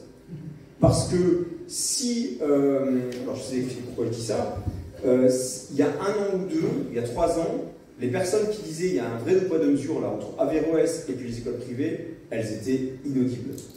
Alors moi je sais que Pierre Mathieu, par exemple, qui est donc l'ancien patron de Sciences Po Lille, que je connais très bien, et bon, j'étais très critique d'un certain nombre de réforme du bac, Blanquer et tout, mais bon, le positionnement de Pierre Mathieu, vous relirez les articles qu'il a fait dans AOC sur, effectivement, ce qu'il a vu d'Averroès de l'intérieur, et puis ce qu'il a vu de l'acharnement complètement irrationnel voilà, du Conseil régional des Hauts-de-France notamment, et puis du préfet et tout autour d'Averroès, ce sont des choses qui sont assez ahurissantes, quoi. Et donc, si espoir il y a, c'est effectivement avec Betaram, parce qu'en fait, l'année dernière, il y a eu Stanislas, et l'affaire Stanislas, c'est toujours pas fini, en fait. Et là, cette année, il y a Betaram, et puis plein d'autres écoles privées sous contrat, donc catholiques, les écoles privées sous contrat catholiques, c'est plus de 95% des écoles privées sous contrat. Et donc, ce deux poids, deux mesures, il éclate vraiment à la face de la nation.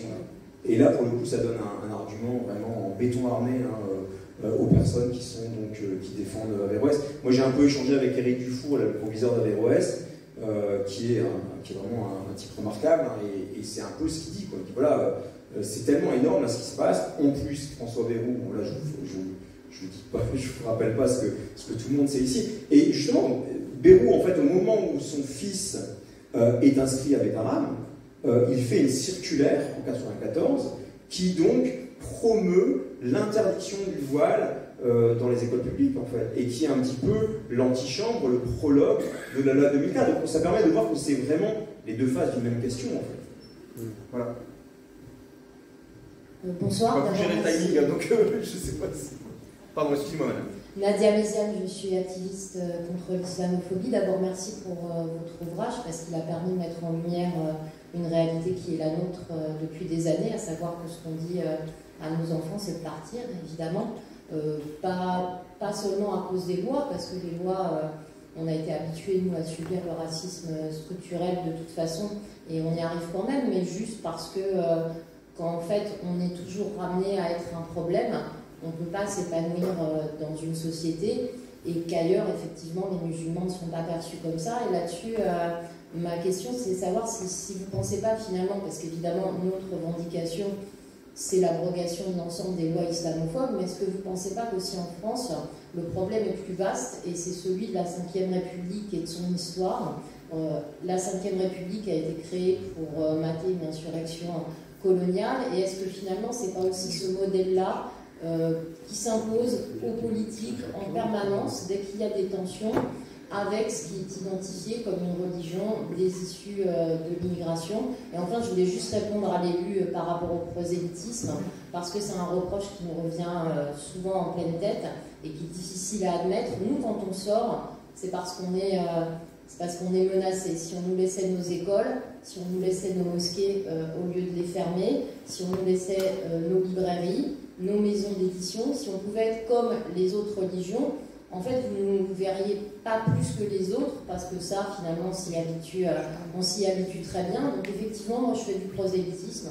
Je prends la parole dans des manifestations, je m'exprime par des textes, et je suis bien obligée de parler d'islam. Croyez-moi que j'ai bien d'autres sujets que j'ai envie d'évoquer. Et en fait, il y a juste une chose, c'est qu'on vit dans une société démocratique, et que la démocratie, c'est le prosélytisme. Les gens qui défendent l'agriculture intensive et ce modèle-là de société, ils font du prosélytisme. Les écologistes, les communistes, les catholiques qui ont une vision sociale ou pas du catholicisme. Et ça se règle par la démocratie, en débattant, et on a tous le droit de ne pas être d'accord sur l'existence de Dieu comme sur autre chose. C'est un problème pour personne quand on a le cadre pour en discuter calmement, je pense.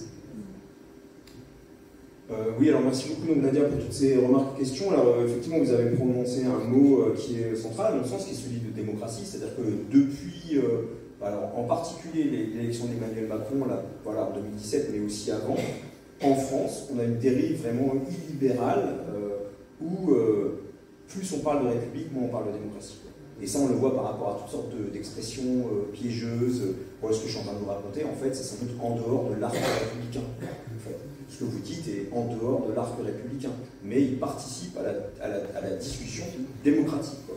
Et justement, quand on parle de république, c'est encore une fois un discours qui est un langage codé, qui est un discours patriotique par rapport à la France. Bon, tous les présidents de la Ve République dont vous avez parlé terminent leur discours par « Vive la République » et « Vive la France ». Mais en fait, c'est un discours qui est totalement tautologique.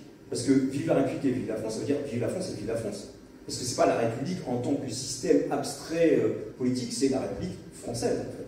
Donc voilà, on est en plein dedans. Moi, je pense aussi que, s'agissant de l'islam, notamment, alors, quelqu'un comme Olivier Le Cour-Grand-Raison pourrait dire ça beaucoup mieux que moi, de façon beaucoup plus argumentée, mais la gestion par les gouvernements français de l'islam est une gestion qui est assez largement postcoloniale, en fait, qui fait penser effectivement à la gestion de l'islam dans l'Algérie française, alors en particulier dans l'Algérie française et pas dans d'autres pays africains qui eux-mêmes sont à très forte majorité musulmane, le Sénégal par exemple. À partir du moment où effectivement l'Algérie était une colonie de peuplement, il s'est agi donc pour le colon français de mater, de réprimer, de réformer de façon très très musclée l'islam donc algérien.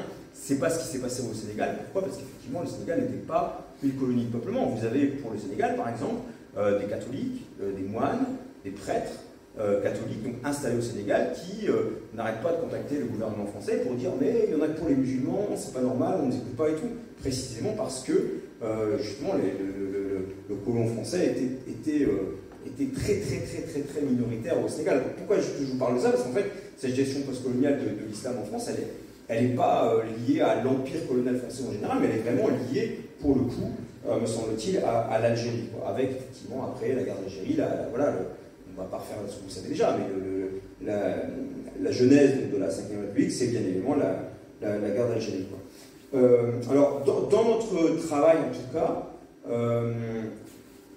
ce qui est souvent dit par nos enquêtés, c'est, pas tout le temps, mais ce qui est souvent dit quand même, ce qui revient souvent, c'est une focale sur les médias et sur les politiques. Et on me dit souvent, moi, j'ai pas eu trop de problèmes avec les Français, c'était mes compatriotes, j'ai grandi avec et tout.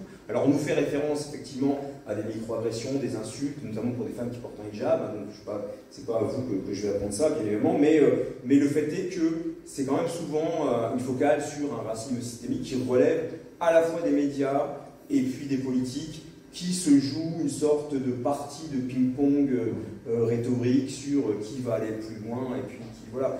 Et bien évidemment, une approche très simplement marxiste en fait de cette question-là insisterait sur la façon dont en fait l'islam et les musulmans c'est toujours une sorte de cache-sexe pour parler des vraies questions en fait. Bon, il y a une enquêtée justement cette Siem, la capitale au Luxembourg, qui nous dit je vous cite ça, peut-être pas verbatim précisément, mais elle nous dit on est la 7e puissance du monde et il y a des milliers de gens qui dorment dans les rues et tout ce qui les intéresse, c'est de savoir si Benzema va chanter la Marseillaise, quoi. Donc voilà, ça résume bien en fait la teneur des sentiments qui sont exprimés dans le bouquin.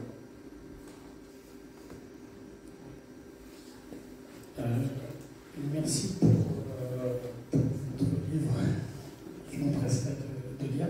Ce qui me donne moi-même, alors je m'appelle Karim, ce qui me donne moi-même très envie de partir, pour le coup. Mais j'ai trouvé aussi très intéressant la réflexion sur finalement la République française a financé des études et derrière les enfants d'immigrés vont servir à notre économie, ce qui est aussi une revanche par rapport à la stigmatisation et la discrimination en fait que les enfants d'immigrés subissent ici. Pour autant, je suis très dubitatif et très sceptique sur l'avenir et la manière dont il se profile actuellement, avec un Rotaillot qui essaie d'avancer de nouvelles lois islamophobes sur la discrimination des jeunes femmes à l'université, sur des propositions d'extrême droite, des idéologies d'extrême droite qui, mine de rien, font terrain sur l'ensemble de la population, à savoir l'idée qu'il y ait un grand remplacement, à savoir que, effectivement, en termes de proposition de loi, pourquoi ne pas interdire tout signe religieux dans l'espace public. Et ça fait des années, effectivement, qu'il y a une propagande à ce niveau-là. Pour les mineurs, en particulier, pour les filles mineures. Pour les filles mineures, mais en tout cas, il y a quand même une idée, effectivement, d'une neutralité qui déborde sur la société civile, et y compris, effectivement, dans la rue,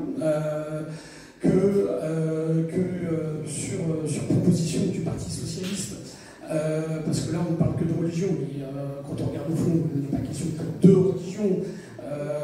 La proposition du PS, initialement, effectivement, sous Hollande, qui était la déchéance de nationalité, qui pourrait très bien être reprise, effectivement, par une droite radicale au pouvoir, voire une extrême droite.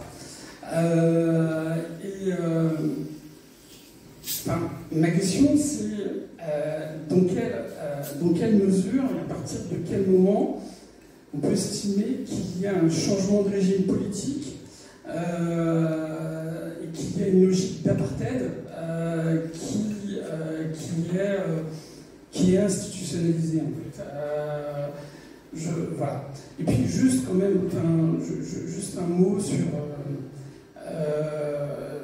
sur ces femmes voilées au Canada, en train d'étudier ou devenir doctorante en laboratoire, en chimie ou je ne sais quoi. Moi, ça me fait vraiment penser à mon dernier séjour en Algérie.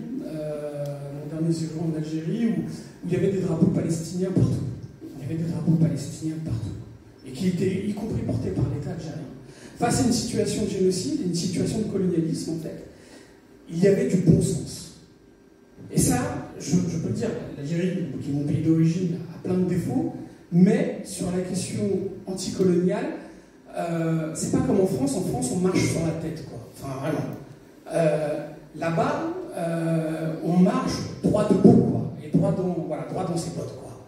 Et j'ai envie de dire que du bon sens ailleurs, il en existe. Et moi, vraiment, je veux dire, ce livre-là et ces témoignages-là me donnent vraiment envie de partir de ce pays-là. Merci beaucoup. Encore une fois, je répète ce que j'ai déjà dit, tel n'est pas notre but. Hein. Nous, on publie une enquête sociologique sur un phénomène qui passait sous les radars, quoi. Alors, sur la première partie de votre remarque, là, ce sentiment de revanche, rares sont quand même les personnes qui font, en quittant la France, une sorte de bras d'honneur à la France, quoi. C'est un peu le profil du premier enquêté que vous avez vu, là, le converti, là, qui s'appelle Jean dans le bouquin. C'est un peu son attitude à lui, quoi. Mais sinon, c'est quand même très minoritaire. Alors, s'agissant de l'interdiction potentielle du voile à l'université, je pense que mon sentiment, c'est qu'à court terme, ça va être très compliqué, mais que néanmoins, M. Retailleau et puis d'autres ministres, si cette proposition était faite, ou est faite sérieusement, ce serait une manière de faire une sorte de strike, en fait, au bullying. Ce serait l'idée de s'en prendre à la fois aux musulmanes et aux universités. C'est-à-dire qu'une partie, en fait, de la controverse autour de l'islamo-gauchisme, que j'ai vécu personnellement au moment du Covid, c'est on stigmatise les universités pour en fait louer les grandes écoles et louer les classes préparatoires. C'est pas un hasard si M. Blanquer, en fait, exactement un an avant de lancer la polémique sur l'islamo-gauchisme et tout, s'était adressé à un parterre d'enseignants en classe préparatoire et leur avait dit « Vous êtes tout ce que j'aime », en fait. Et alors, bien évidemment, dans les classes préparatoires, il n'y a pas énormément de femmes qui portent un voile, et de toute façon, les classes préparatoires sont dans l'enceinte des lycées, donc s'y applique la loi donc, de 2004, dont on a déjà parlé. Alors, sur la déchéance de nationalité avec François Hollande, effectivement, c'est pareil, hein, selon l'âge des enquêtés, c'est aussi un truc qui revient assez souvent. Le fait est que, alors notamment s'agissant d'un élu PS, hein, c'est aussi une ligne de partage des eaux et un souvenir vraiment traumatique pour un certain nombre d'enquêtés à qui on a parlé. Alors, bon, on a parlé effectivement aussi de Palestine, de positionnement, enfin, la France est complètement tributaire en fait de son passé qui ne passe pas, qui est celui du régime de Vichy, et que donc l'Algérie ou l'Irlande, des pays qui ont été colonisés, hein, eux-mêmes ont un positionnement qui est vraiment de manière atavique, en fait, de manière viscérale, un positionnement qui est évidemment anticolonial, qui n'est pas celui de la France. C'est un peu une lapalissade de dire ça, mais bon voilà. Sur la logique d'apartheid que vous mentionnez, en fait, il y a un truc dont on n'a pas parlé, c'est que une des raisons qui explique ces deux France qui ne se côtoient pas, finalement, c'est le système scolaire, quoi, en fait. Et que donc ce système scolaire est aussi, alors apartheid c'est un bien grand mot, bien évidemment, quand on renvoie à l'histoire de l'apartheid en Afrique du Sud, mais symboliquement, c'est un terme quand même qui fait débat et qui est intéressant pour comprendre le système scolaire français. Je vais vous donner juste un exemple. Quand le New York Times, en fait, a fait un article en 2022 qui mentionnait notre travail, le lendemain, donc qui mentionnait notre travail et mon nom, le lendemain, j'étais contacté par une quinzaine de médias nationaux, en fait, français, dont d'ailleurs Le Figaro et tout, enfin, ils n'ont pas compris qu'ils faisaient partie du problème, enfin, voilà. Et en fait, j'ai écouté 2 ou 3 jours après Guillaume Erner sur France Culture, qui est quelqu'un de très intelligent, j'imagine, et qui remettait pas en cause l'existence de notre objet, mais qui disait ah si c'est vrai que, enfin, on sentait qu'il était extrêmement prudent et que il avait des vrais doutes par rapport à la quantification de notre objet. Et alors d'ailleurs lui-même il a une formation de sociologue, hein, donc bon voilà. Mais on sentait qu'il était extrêmement prudent. On a interrogé en fait quelques journalistes qui ont fait des articles sur notre objet, notamment une jeune femme qui s'appelle Donia Ismail. Et alors au début on était complètement, on était un peu naïfs par rapport à notre objet, il y a plein de choses qu'on ne savait pas, quoi. Et on lui a demandé, alors vous avez parlé à qui, comment vous avez fait pour contacter des Français et des Françaises musulmans qui ont quitté le pays? Et elle nous a dit, moi j'ai ma cousine qui habite à Dubaï, j'ai un pote qui habite à Londres, enfin c'est super simple en fait. Et en fait, en investiguant, petit à petit, on s'est rendu compte que c'était super diffus, quoi, en fait. Et donc, cette remarque de Guillaume Erner de « Ah, si ça existe », elle exprime en fait cet apartheid que vous mentionnez. Et il est lié effectivement à des sphères, à des élites politiques et médiatiques qui sont de plus en plus déconnectées. C'est ce que montre en particulier la sociologie du journalisme. Hein. Plus vous êtes élevé dans la hiérarchie du journalisme, plus vous êtes passé par les écoles d'élite, par Sciences Po Paris et tout. Et donc, vous avez des profils qui sont plutôt... celui qui évoquerait Guillaume Erner plutôt que cette Donia Ismail, donc le journaliste pigiste à Slate, en fait. Donc effectivement, c'est aussi ça, à mon avis, qui se joue. Alors je terminerai là-dessus parce que je pense qu'on tente tout, enfin voilà, mais un autre truc qui est important, c'est qu'en fait, un certain nombre d'éléments qui sont constitutifs de notre travail et de notre objet n'ont rien à voir avec l'islamophobie. Pensons par exemple aux universités publiques. Si vous vous appelez Kevin Dupont ou alors Mohamed Marwan, enfin voilà, un nom à consonance maghrébine, et que vous êtes passé par une université publique et que vous candidatez dans une boîte française, ce ne sera pas très bien vu en fait. Parce que les universités publiques françaises, elles n'ont pas la cote auprès des entreprises. Mais si par contre vous postulez en Belgique, aux Pays-Bas, en Allemagne, en Angleterre, au Canada, ou à Dubaï, ou à Singapour, on se dira, cette personne, elle a une formation universitaire de 5 ans, ou de 6 ans. Et on ne vous dira pas, en fait, en Angleterre, à Singapour, ou à Dubaï, vous parlez de classe préparatoire, de grandes écoles, mais les gens ne savent pas ce que c'est, en fait. Et que donc, ce système à 2 vitesses, cet apartheid pré-bac et post-bac, il va exacerber, en fait, des inégalités qui, au final, peuvent être des inégalités ethniques, raciales et religieuses, quoi. Et là, pour le coup, il y a un vrai truc. Moi, je m'en suis rendu compte, enfin, je le savais déjà, mais je m'en suis rendu compte à travers des événements qu'on appelle les événements alumni, là, des anciens, en fait, dans mon campus à OLEA, langue étrangère appliquée à Roubaix, où en fait, il y a des gens qui viennent, qui ont fait LEA Roubaix, et qui ne sont pas des gens qui s'appellent, Kevin, Edouard, Christelle, et qui nous disent, mais en fait, moi je suis parti aux Pays-Bas, je suis parti en Allemagne, je suis parti en Angleterre, et en fait, j'avais Bac plus 5, j'avais une formation universitaire de 5 ans, et tout de suite j'ai eu un taf, en fait. Et ces personnes-là ne sont pas musulmanes, quoi. Donc ça, je pense que le préjugé qu'ont un certain nombre d'entreprises par rapport aux universités publiques, et la manière dont ces personnes-là, ces entreprises-là vont préférer des cursus de type grande école, école de commerce et tout, dessert de fait les gens à qui on a parlé, même si il y en a aussi un certain nombre qui sont passés de fait par des écoles de commerce ou des grandes écoles ou des prépas, mais c'est quand même très minoritaire. Voilà, merci. Bon, merci.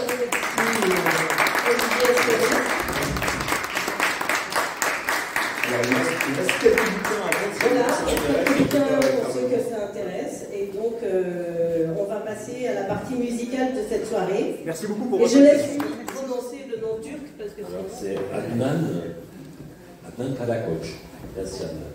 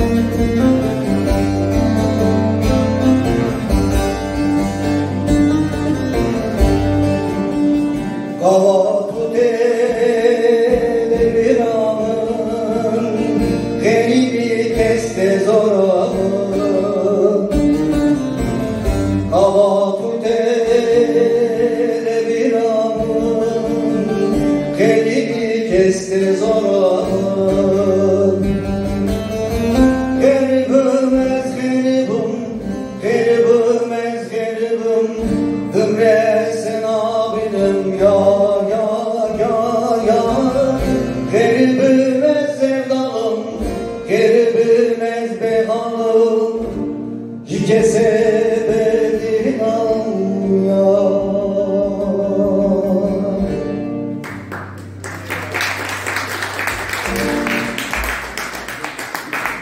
Çok fazla uzatmayacağım. Bir tane daha söyleyeyim. Onu da birlikte okuyalım. Çal Bebe okuyalım birlikte. Ama hadi sen.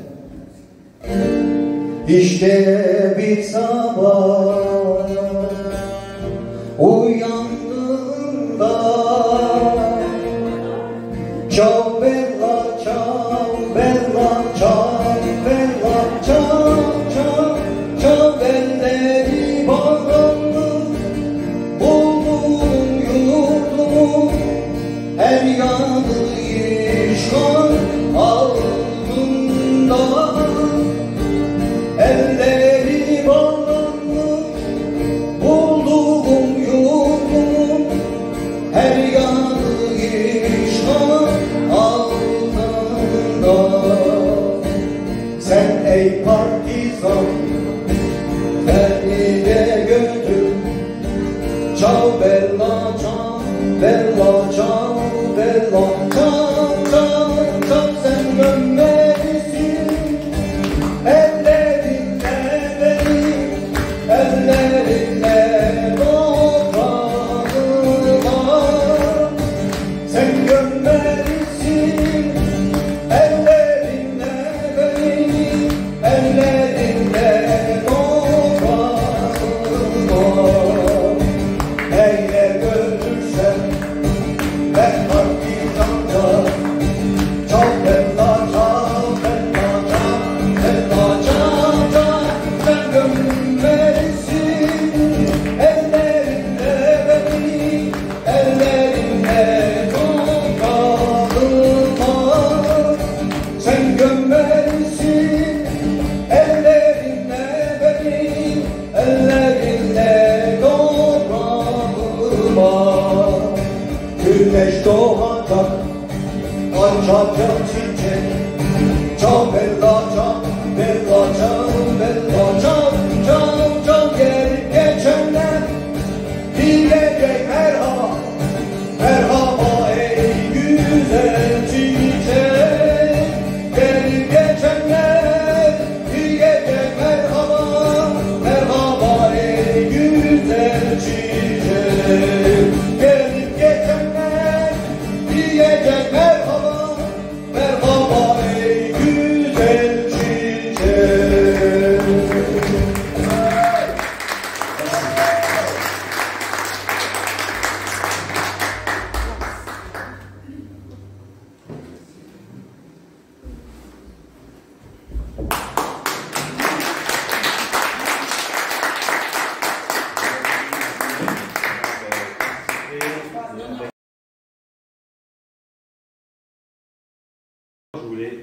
Je voulais remercier Adnan d'avoir participé, soutenu cette soirée avec sa présence, avec le SAZ, avec ses paroles internationales de la lutte continue. Aujourd'hui, nous avons parlé d'un problème essentiel, important pour la France. Le 10e reste mobilisé. Au-delà des soirées que nous organisons au quotidien, avec nos associations, nous essaierons d'être sur place, dans les quartiers, dans les endroits, pour justement parler, aller à la rencontre et s'organiser tous ensemble contre ce fléau, qui est un fléau contre la démocratie française, et ne prendrons pas que cette démocratie soit une réelle démocratie sans discrimination, sans racisme, sans islamophobie, sans antisémitisme. Merci et à la prochaine. Et soutien à la jeune garde. Et soutien à la jeune garde.